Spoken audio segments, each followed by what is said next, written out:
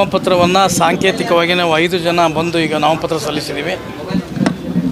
ನಮ್ಮ ಮುಖಂಡರೆಲ್ಲ ಕೂತು ನಾವೆಲ್ಲ ಮಾತನಾಡಿ ಒಂದು ಮೆರವಣಿಗೆ ಮೂಲಕ ಮತ್ತೊಂದು ಸರಿ ನಾಮಪತ್ರವನ್ನು ಸಲ್ಲಿಸಿದ್ದೇವೆ. ಎಲ್ಲ ರಾಜ್ಯ ಮುಖಂಡರು ಬರ್ತಾರೆ, ರಾಷ್ಟ್ರೀಯ ಒಬ್ಬರು ಮುಖಂಡರು ಕೂಡ ನಾವು ಆಹ್ವಾನ ಮಾಡಿದ್ದೀವಿ, ಬರ್ತೀವಿ ಅಂತ ಹೇಳಿದ್ದಾರೆ. ಅವ್ರನ್ನ ಕರ್ಕೊಂಡು ಜಿಲ್ಲೆಯ ಎಲ್ಲ ಮುಖಂಡರು, ಮಾಜಿ ಸಂಸದರು, ಎಲ್ಲ ಮಾಜಿ ಸಚಿವರು, ಶಾಸಕರು, ನಮ್ಮೆಲ್ಲ ಹಿರಿಯರು, ಪಕ್ಷದ ಕಾರ್ಯಕರ್ತರ ಜೊತೆಗೂಡಿ 25,000 ಜನರೊಂದಿಗೆ ನಾವು ಅವತ್ತು ನಾಮಿನೇಷನನ್ನು ಮಾಡಲಿಕ್ಕೆ ತಯಾರಿ ಮಾಡಿದ್ದೀವಿ. ಅದನ್ನು ಕೂತು ಸಮಾಲೋಚನೆ ಮಾಡ್ತಿದ್ವಿ. ನಾವು ಕೂಡ ಭಾನುವಾರ ಮಾಡಬೇಕು ಅಥವಾ ಸೋಮವಾರ ಮಾಡಬೇಕಂತೇಳಿ ನಮ್ಮ ಹಿರಿಯರೆಲ್ಲರೂ ಕೂತು ಚರ್ಚೆ ಮಾಡ್ತಾರೆ.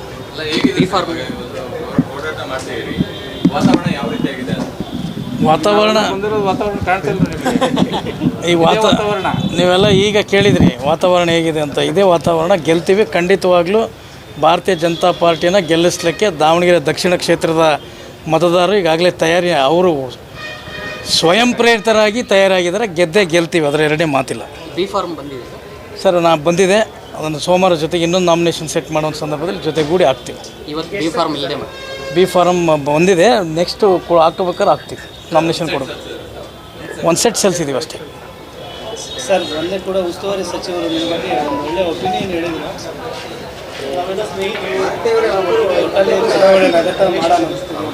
ಚುನಾವಣೆ ಎಲ್ಲರೂ ಕೂಡ ನಕ್ಕಂತ ಮಾಡಿದಾಗ ಚುನಾವಣೆ ಅಂತ ಹೇಳೋದು, ಅದಕ್ಕೋಸ್ಕರ ಹೇಳಿದ್ದಾರೆ ಅವರು.